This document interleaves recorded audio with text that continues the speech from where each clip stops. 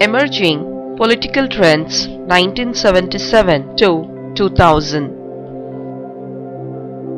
In this chapter, we will look more closely at political events in contemporary India. We will see the transformation of the party system with the emergency of the competitive multi-party system.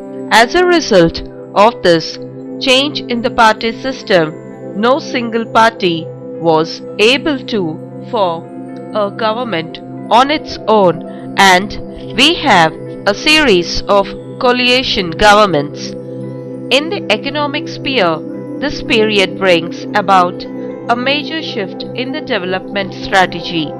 At the same time, all issues of the religious and caste differences are repackaged and used for political mobilization. This chapter will examine these issues of the contemporary period with reference to their impact on our fundamental values of constitution like democracy, unity and integrity, and social and economic changes.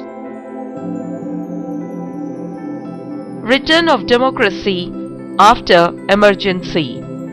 Period between 1975 to 85 was a testing time for Indian democracy.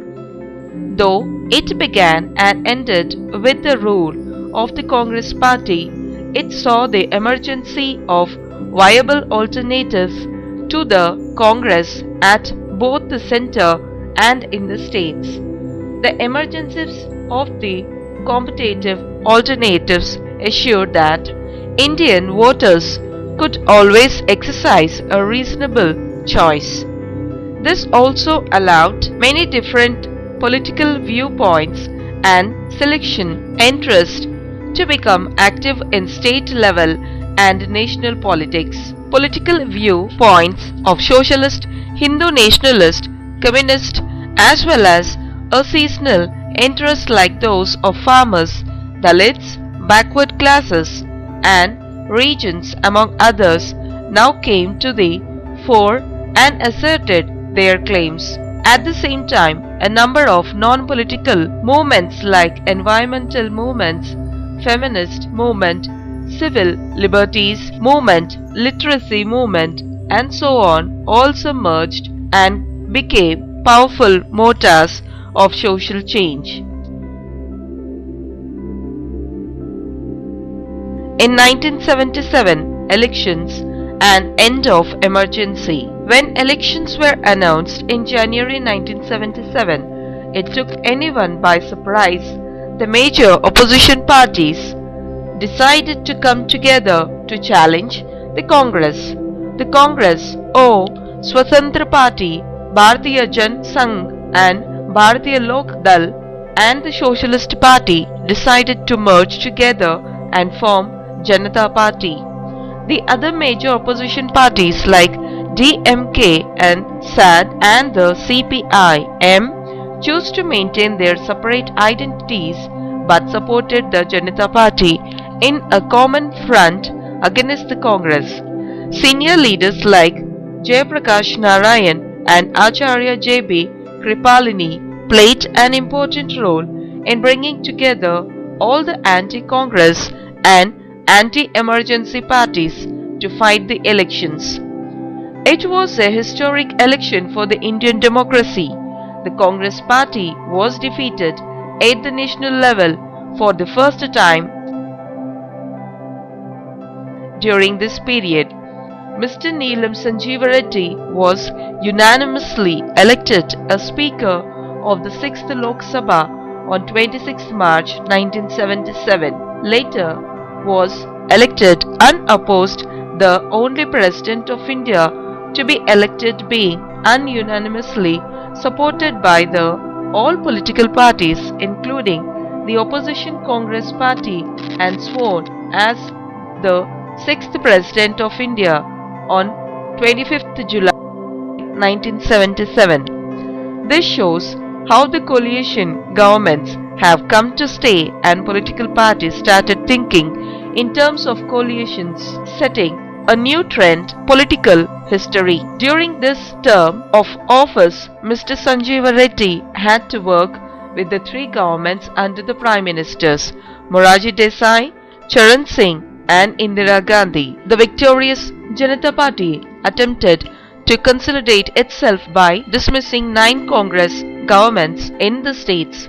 The Janata Party argued that the Congress Party had lost its mandate to rule in the states as it had been defeated.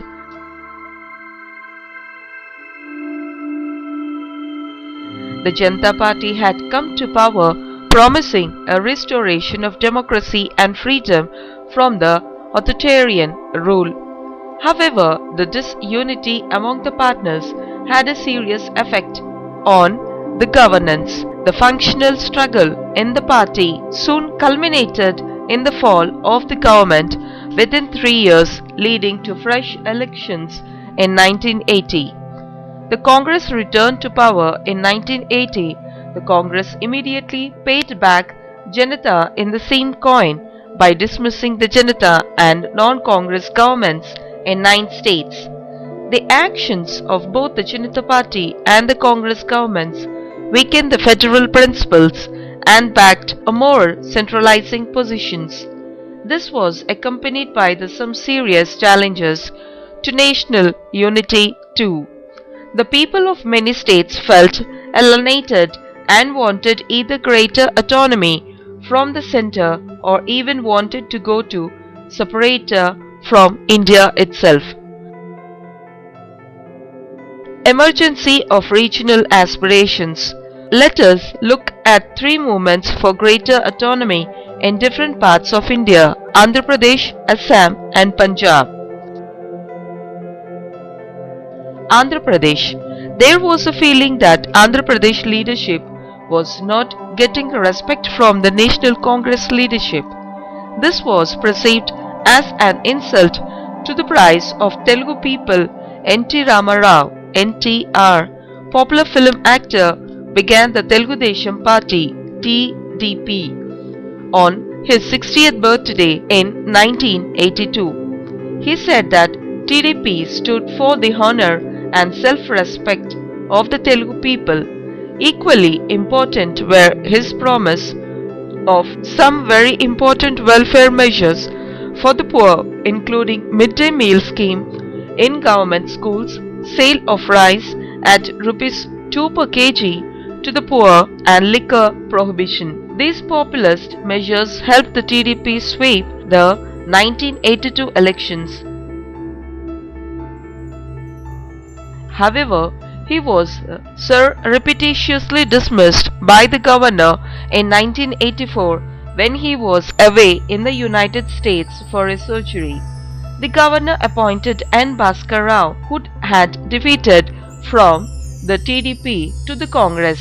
On his return, NTR challenged the action of the governor and provided that he had the support of the majority of the MLAs. In this struggle against the arbitrary dismal, NTR was supported by several parties holding power in states like CPI, M, DMK, SAD and National Conference among others. Assam movement. In Assam, besides Assamese, Bengali was also a major spoken language. From the British time, Bengalis occupied the lower and the middle ranks of the administration in the state. The Assamese speaking people left the Bengali officialdom and did not treat them as equals but second-class citizens. A lot of Bengali speaking people had settled in Assam after independence, and to make matters worse, there was also a lot of migration from across the other border from Bangladesh. The local people felt that they would lose their culture roots and soon outnumbered by the outsiders. In the late 1970s, this general feeling of unhappiness was transformed into the social movement. The All Assam Students' Union was at the forefront of the agitation. Besides culture and demographics, there was also an economic dimensions. The major resources of the states, including tea and oil, were again not being benefited the locals. The tea industry was mainly based in Calcutta, and the oil industry had very few locals involved despite being in the hands of the public sector. The main demands were that the local people should, however, be given greater preference in employment.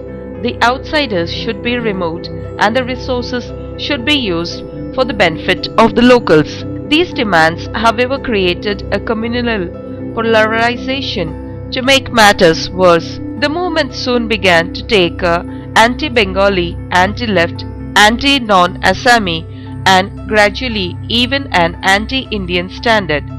The central government was soon forced to take note of the movement as the violence and disruption increased. The talks between the agitations and the central government went on for 3 years before they came to an agreement. To restore normalcy in an unusual magnanimous move, the Congress government in the state stepped down and allowed elections even near the end of its term. When the elections were held, the Assam Ghana Prasad AGP, an offshoot of ASSU, came to power.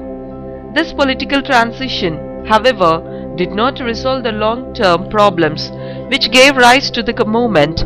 It was also not possible to really differentiate between the old Bengali settlers and the fresh migrants, or send back the migrants. At the same time, too much emphasis on the ethnic identities had a negative impact on other communities of Assam like Bodhs, Khasis, Mizos, and Karbis. Often, in order to counter violent activities of one community with the government's instigated or armed another community, and this way kept alive the tensions instead of solving them. The central government also stepped up the deployment of armed forces in these areas to reduce tension and bring peace. As the Indian armed forces entered this difficult terrain, it led to suspension of civil liberties and freedom, and also to giving abnormal powers to the army. The government thought that this was the only way to bring about peace in the area. Thus, what started as a problem between Bengalis and Assamese developed into a complex inter-community conflict in a very sensitive area. The Punjab agitation. At the border end of India, another movement for autonomy was taking shape in the state of Punjab. Here again the gross was that the contribution of the state was being ignored. It laid claims to the new capital city of Chandigarh, which remained a union territory directly administered by the centre. Punjab also claimed more water from Bakra Nagal Dam and greater recruitment of Sikhs in the army. The Akali Dal had passed a set of resolutions in 1978 during the Janata Party rule in the centre, calling upon the central government to implement them. Its most important significant demand was to amend the constitution to give more powers to the states and ensure greater decentralization powers. With the increasing electoral competition between the SAD and the Congress, things took the turn for the worse. The dismissal of the Akali government and the return of the Congress in the 1980 only added to already surcharged atmosphere and the feeling that the Sikhs were being discriminated against. Bhind Ranwali, the leader of a group militant Sikhs began to preach separatism and also demanded for formation of the Sikh state Khalistan. The militants tried to impose an orthodox life code on all Sikhs and even non-Sikhs of Punjab. There was also communal color to the conflict. People belonging to the non-Sikh communities were subjected to communal attacks. All this finally culminated in the occupation of the Golden Temple by the Sikh separatist groups, and the army had to intervene to vacate the premises. This was seen as an act of desecration of the holiest shrine of the Sikhs and increased their alienation. A fallout of all this was the assassination of Prime Minister Indira Gandhi in 1984. This was followed by rioting, especially in Delhi, in which thousands of Sikhs were attacked, murdered, and their properties destroyed. After Rajiv Gandhi became the Prime Minister, he held talks with Saad and entered into the agreement with the Sant Langowal, the Saad president. Though fresh elections were held in Punjab and the Saad won them, the peace was short-lived on as Longowal was assassinated by the militants. This was a decade of violence and conflict in Punjab. The period of insurgency saw the clash of the Sikh militants with the police as well as with other religious groups. In 1991, alone about 1,000 people were killed. The militants were also engaged in a large-scale kidnapping and extortion to raise funds for their work. All this gradually alienated them from the mass of Punjabi people, including Sikhs. As public sympathy declined rapidly, peace finally returned to Punjab by the end of 1990s. However, the government used very harsh methods to the suppression of the militancy in Punjab, many of which were seen as violation of constitutional rights of citizens.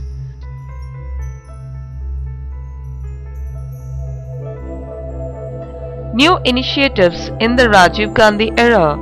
The Congress led by Rajiv Gandhi won an unprecedented victory in the elections. Rajiv Gandhi began a peace initiative in Punjab, Assam and Mizoram, and also in the neighboring country of Sri Lanka. Rajiv Gandhi realized that despite all the attention to development in the country, much of it did not reach to the real beneficiaries. He also realized that there needed to be sea change in the way things were being done. Rajiv Gandhi felt that the best way to do this was to ensure the participation of the mass of the people in the governance by activating the Panchayat Raj institutions. In the economic sphere, too, Rajiv Gandhi attempted to chart a different course. His government's first budget in 1985 moved towards a more liberalized system of moving some of the checks and controls that were in place. Rajiv Gandhi was also convinced that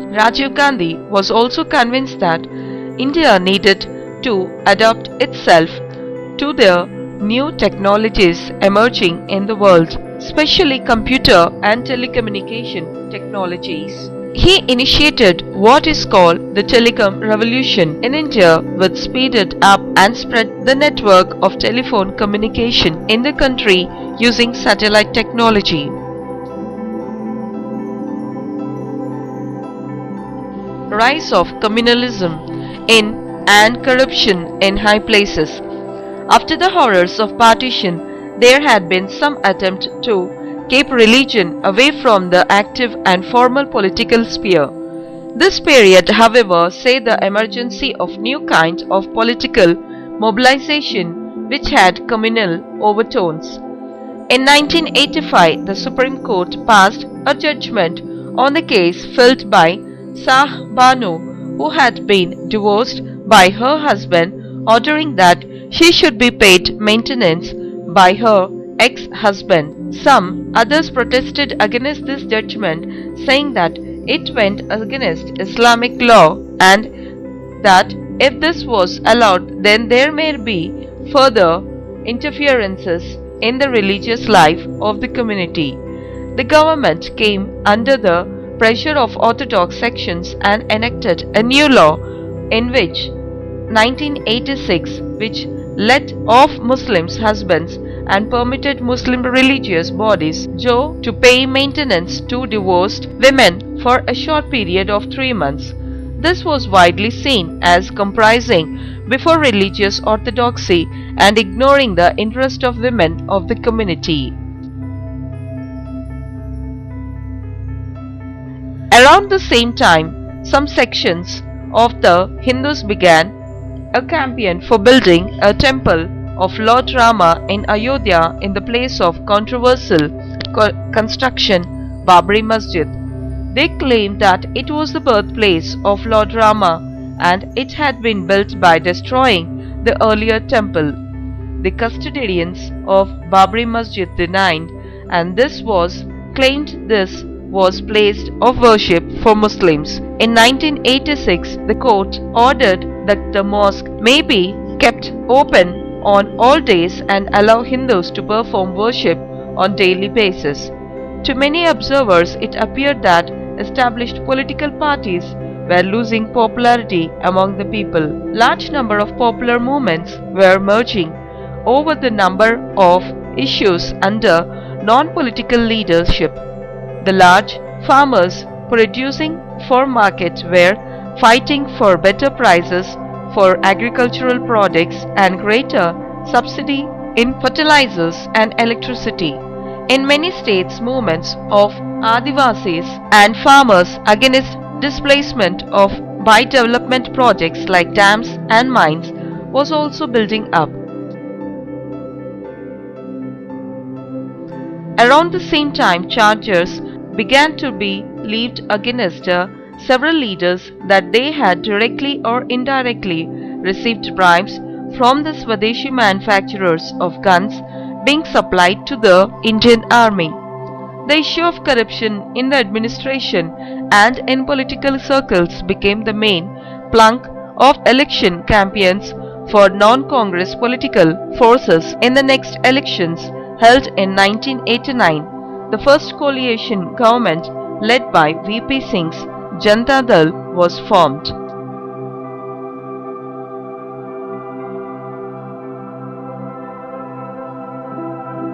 The era of coalition politics, 1990s years of very significant change in post-independence India. Since 1989, all governments that had formed at the national level have been either coalition or minority governments.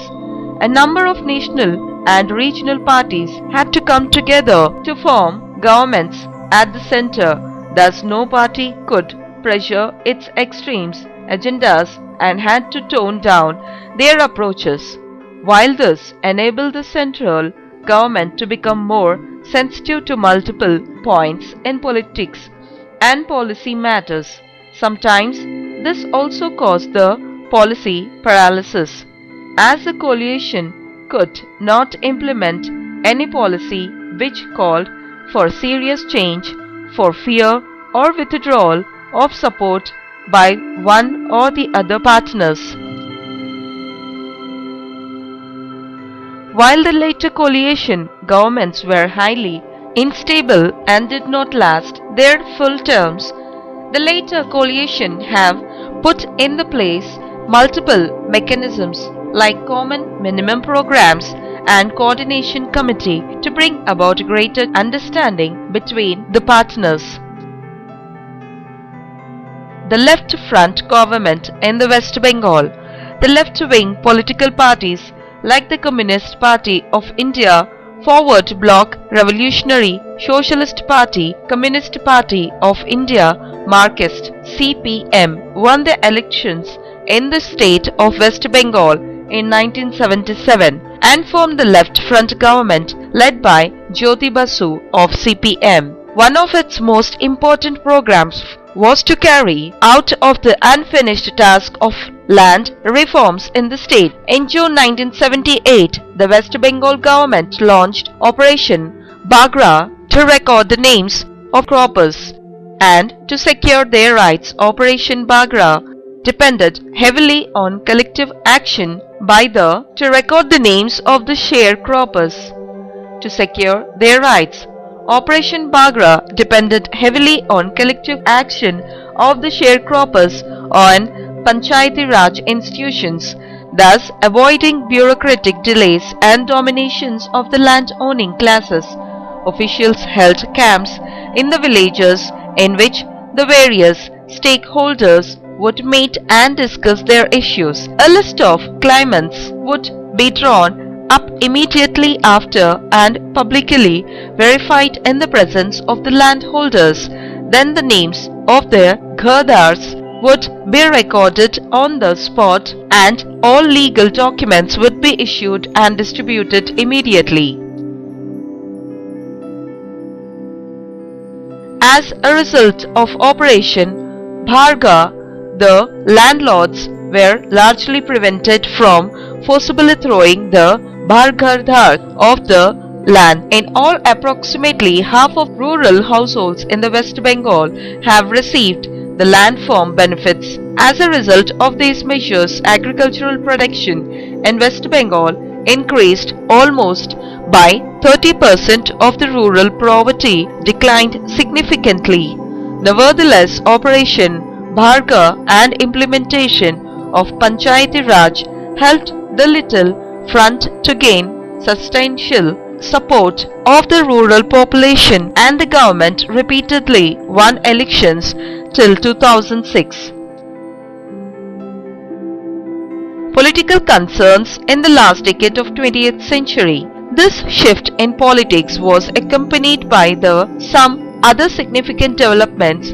On one hand, India was forced to open up and liberalize its economy by allowing freer flow of foreign capital and goods into India. And finally, religious nationalism and communal political mobilization became important feature of our political life. All this put the Indian society into a greater turmoil. Extension of constitutional privileges. The Janata Dal focused on the need for inclusive development and ensuring opportunities for people from backward communities. The VP Singh government announced that it was implementing the core recommendation of the Commission by reserving 27% of the seats in government employment for candidates from the socially and educationally backward caste that were identified by the Commission. This order sparked numerous protests, especially in North India. In the South, most states already had high proportion of the seats reserved for the BCs. This process also meant that Indian polity in general became more sensitive to caste issues and especially the problems faced by the lower caste. Many parties like Bahujan Samaj party claiming to represent the interest of Dalits and many regional parties which represented emergent cases like Yadavs and Jats became important in Indian politics. Use of religion and politics. The political tendency that seeks to build a nation based on religious identity of majority of the population, that is, the Hindus, is led by Bharatiya Janata Party. The BJP, however, opposed the idea of the religious priesthood-run theocratic state. The BJP has opened the debate on the nature of secularism by asserting that a secular state not to give special treatment to minorities, but common civil code is to be applicable to all. However, BJP made great strides when it took up the Ayodhya issue. It decided to campaign for the building of a temple at the site of mosque, claiming that it was the site of the birth of Lord Rama. In 1990, L.K. Advani, the leader of BJP, led a Rath Yatra from Somnath to Ayodhya in support of these demands. This campaign was accompanied by intense communal polarization, causing a large number of communal conflicts, and finally ended with the arrest of L.K. Advani in Bihar. During this elections campaign, Rajiv Gandhi was assassinated by LTTE, a Tamil separatist group of Sri Lanka, as retaliation for his role in sending Indian army to Sri Lanka in the sympathy for wave that followed the Congress came to power in the center. In 1992, a large crowd mobilized on behalf of the temple campaign gathered in Ayodhya and destroyed the mosque. This event sparked off widespread protest and the communal riots in which hundreds of people were killed. Economic liberalization. In 1991, when VP Singh's government fell, India was facing very serious economic crisis. It reserves of foreign currency with which it repaid its loans and paid for imports and had been virtually exhausted. In 1992, when the new Congress government under the P.V. Narasimha Rao was formed, it negotiated with the International Monetary Fund for loans to the tide over the crisis. The IMF laid down certain stringent conditions forcing India to accept a policy of liberalization.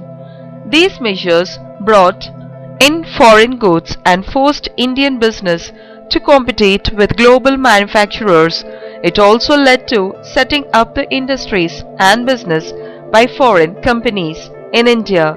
However, it also meant a lot of hardship for common people as the government was forced to cut subsidies to the people and as many factories closed down due to influx of cheap foreign goods. Century closed with an India which was drawn into the world market, and India seemed to have a thriving democracy in which voices of different sections of the population were making themselves heard, and in which diverse divide and communal political mobilization were threatening to destroy the social peace. It still had managed to solve the problem of acute poverty and gross inequality between caste, communities and region and gender. Conclusion. We have seen that Indian democracy has been able to withstand numerous challenges and in this process strengthen itself. India democracy would be called successful on many indicators including free, fair and regular elections, voter turnouts and government turnovers, empowerment of new groups and maintenance of essential civil liberties.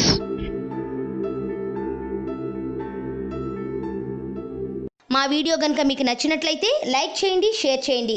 ఇలాంటి మరిన్ని videos కోసం మా ఛానల్ని subscribe చేసుకోవడం మాత్రం మర్చిపోకండి.